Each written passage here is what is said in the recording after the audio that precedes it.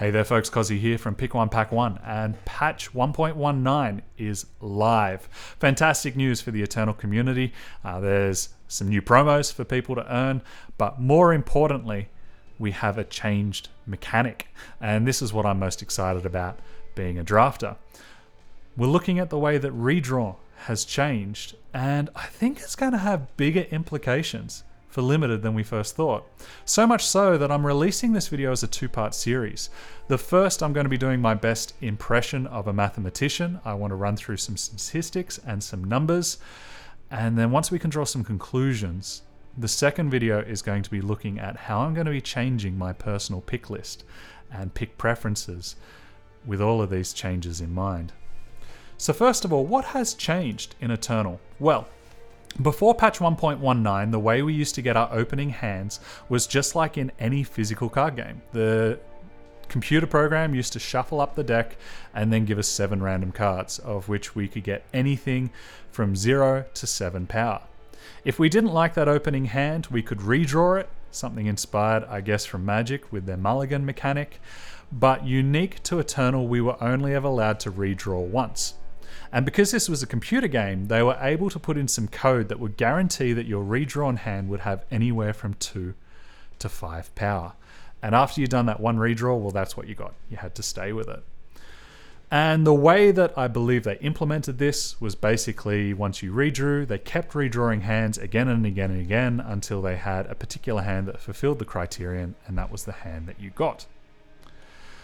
Now that patch 1.19 is live, redraws work as follows. The opener has changed. They're using the similar criterion to go, any opening hand will get redrawn again and again and again until you get a hand that has 1 to 6 power in it. No more will you get a hand that is exclusively power or non-power cards. But more significantly, the way that the redraw has changed. Yes, we still only get 1. We still don't lose cards as a consequence. We don't get to pick and choose our cards. But instead, when we redraw, the computer is giving us an equal chance of drawing a hand that either has 2, 3, or 4 power in it. The way that I imagine this works is before they redraw the hand, they probably just run it through a random number and either give you a 2, 3, or 4 on equal probability, and then run the hands through again and again and again until you get a hand that matches up with that particular number.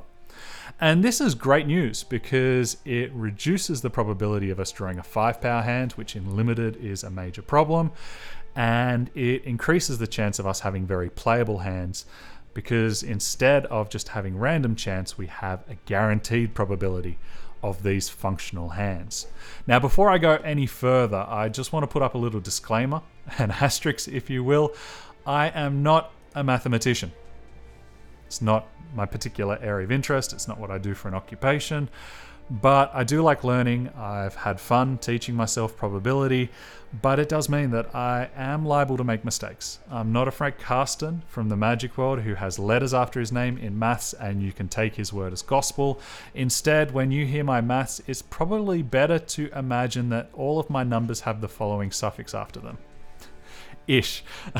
If I say that it's got an 18% chance, I could have got my maths wrong. It probably means we're looking closer to an 18%-ish chance. But I'm not going to be so far off that when I say it's an 18% chance that it's actually a 92% chance or something like that. But this is my little disclaimer here. I'm doing my best, trying to work through with my calculators. Ish numbers, guys. I hope that they're good enough for our purposes. And considering a lot of people, like I was before I learned stats, just used to intuit things, I hope that this still is a little bit clearer if it isn't perfect. If there are any glaring issues, however, please feel free to let me know, and I may even make an addendum video recorrecting whatever issues there may be. But yeah, despite hoping to grow the chops like that particular mathematician in the picture, I'm not one. And so this is my best effort for you guys. Indeed, the way that I do most of this is by going through and churning in the numbers into a hypergeometric calculator like this one. You can Google them, find them very easy. And if you don't know what this does or you haven't seen me use one before, well then feel free to go through my Draft 101 series that you'll find on my YouTube page, where I both explain how it works and the process behind it, and then also do a couple of live demonstrations. But because I've already done it, I'm just going to explain that I've used it, and that's the machine behind the numbers, so you know what it is. And if not, feel free to Google it, guys. All the information's out there. So let's get into brass tacks. First of all, I am working on an assumption for my initial set of numbers. I'm assuming that our 45 card deck is built as follows, with 18 power and 27 non-power cards. Now, I know that people use different numbers, and I'm going to accommodate that in a moment, but for now, this is my assumption. And so what I want to do is I want to look at how the numbers have changed with this particular build of deck. First of all, our non-playable hands have improved. We no longer get 0 power hands, we no longer get 7 power hands, and this is how it's changing. We used to see 0 power hands 2% of the time. We used to see the very overloaded hands 1% of the time, which meant that overall we used to be getting a 3% chance of auto mulligan hands or auto redraw hands that we're just not seeing anymore. It means that the initial hand change, it really isn't that significant. It's there, but it's really nominal. It's 1 out of every 20 games, guys. So I don't think it's that huge. Instead, what we're looking at is the change in the redraw mechanic. And first of all, I want to talk about our ideal opening hands, the meat and potatoes that I want to look at. For me, my metric when looking at an opening hand is I like to have a 3-4 split. What I mean by that is I want to have 3 power or non-power cards and then 4 of the opposite. That's my way of knowing that I have a decent probability of curving out and having something to play. Yes, if I get a hand that has 3 power and my 4 cards all cost 6 or more because I've had a terribly built deck, well then I'm probably going to throw it back. But in general, if I've built a deck on curve, then with this particular rule of thumb, I'm probably going to be okay. So how does this change with patch 1.19 redraw changes? Well, first of all, originally in an opening hand of 18 power, I'm looking at drawing a 3 power hand 31% of the time, and I'm looking at drawing a 4 power hand 20% of the time, which means that my ideal hand is occurring 51% of the time. And looking back, these numbers pretty much fit my anecdotal experience. I used to feel as though I threw back hands probably 4 or 5 times out of 10, and that's probably because these were the hands that fit outside of my ideal scope. That being said, the changes in the redraw are really quite attractive, because before I'd just take another hand, and whilst my percentages would improve a little bit because I'd be guaranteed not to get a 6 or 7 power hand or a 1 or 0 power hand, so they'd probably bump up to 59-60%. It still wasn't great. Instead here, I am guaranteed a 2/3 chance of getting a hand that has ideal power for my basic metric. It's pretty fantastic news, guys. 2/3 of the time, I'm either going to get 3 or 4 power and the concomitant number of support cards. And in as much as this, what it probably means is that we can expect our games of Limited to curve out a lot more regularly than what we used to see, because we're going to have a lot less of those games where my opponent gets power screwed or power flooded, and also the vice versa, where I'm going to get power screwed or power flooded. And what that means is we're just going to see more games in the middle that are just good games of Eternal, which are hopefully interactive, but at the very least we get to play stuff. And so as far as the feel bads, I think there's going to be less occasions where we feel as though we have no agency whatsoever. It isn't all gravy though, guys. There is a genuine risk attached to this. And this is the fact that we are now guaranteed 1/3 of the time to draw a 2 power hand. How likely is it? Well, originally in an 18 power deck on our opening hand, we were going to be drawing a 2 power hand 27% of the time.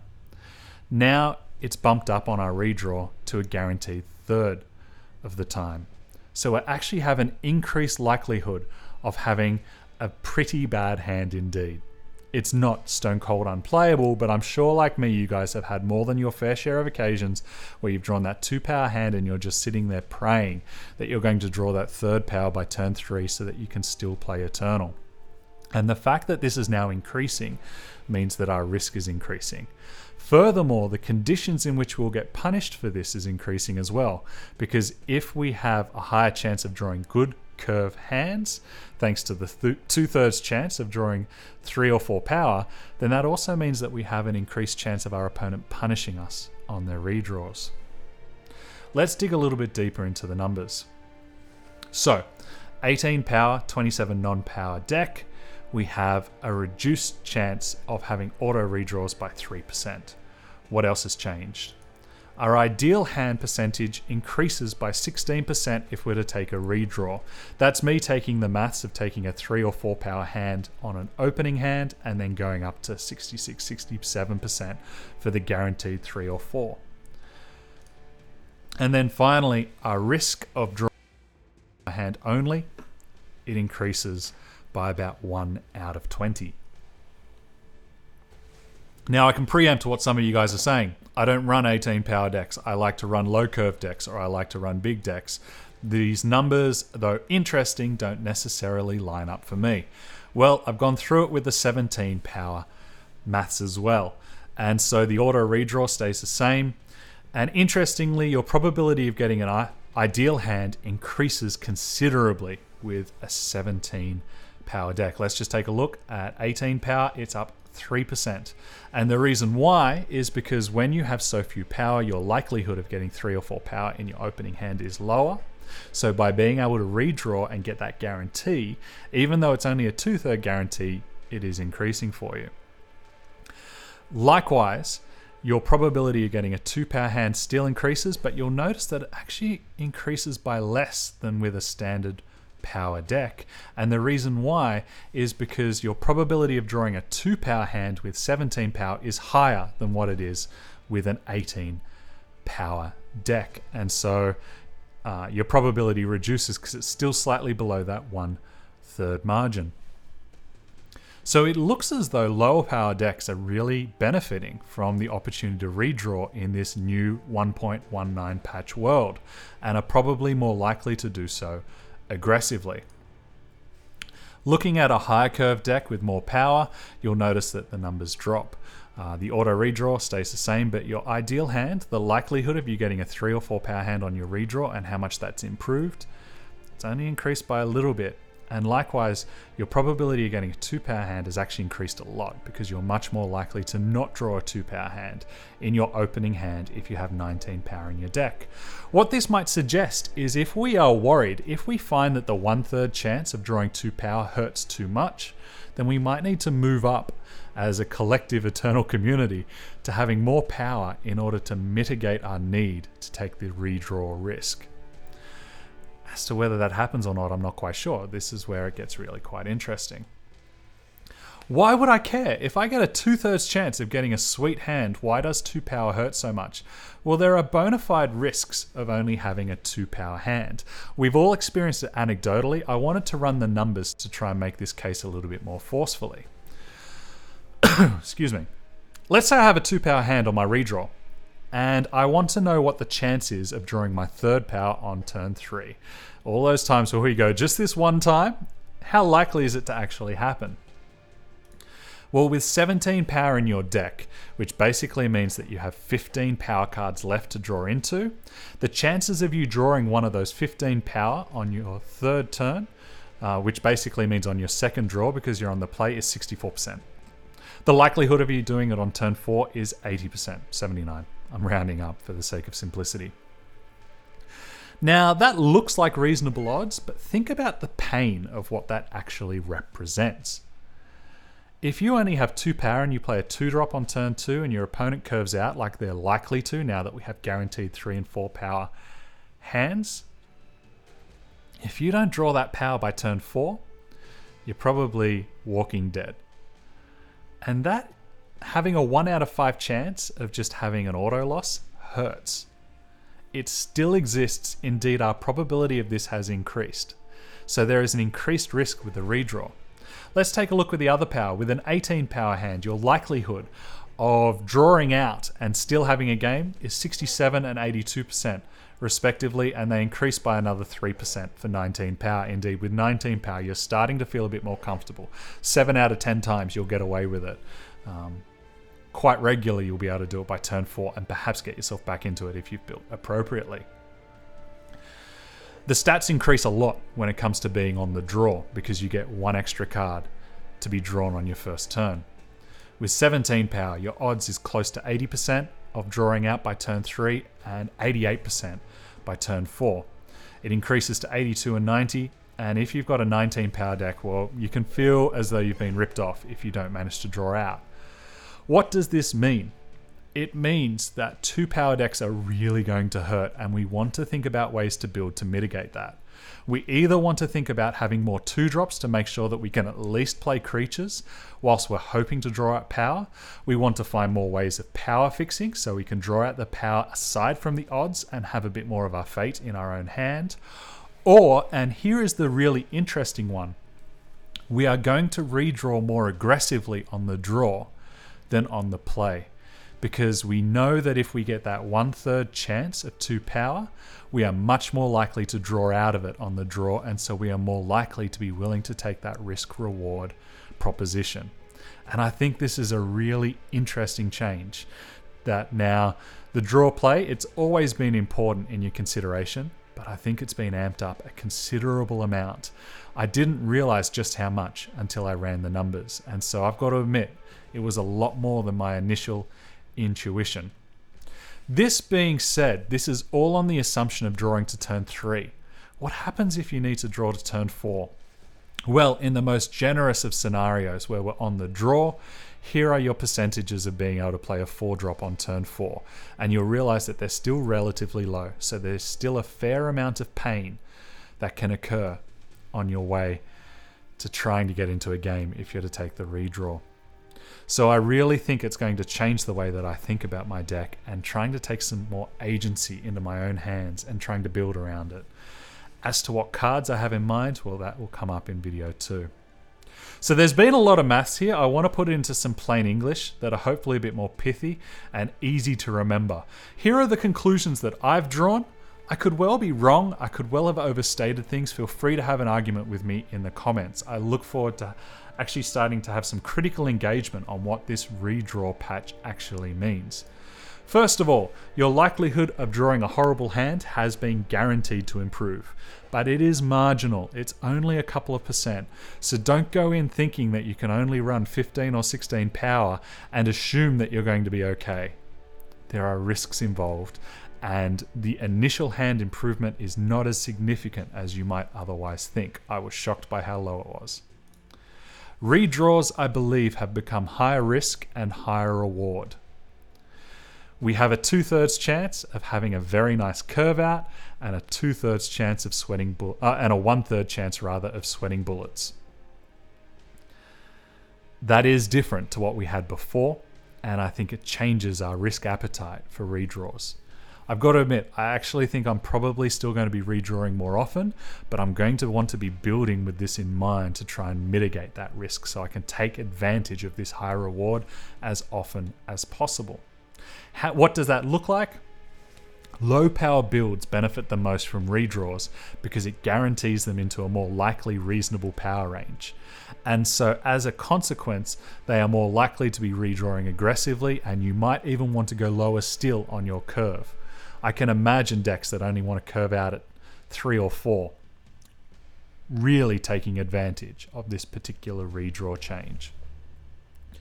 Paradoxically, high power or high curve decks also benefit to a degree from this change, I believe, because we've had that increase in opening hand consistency and they can take advantage of that more often.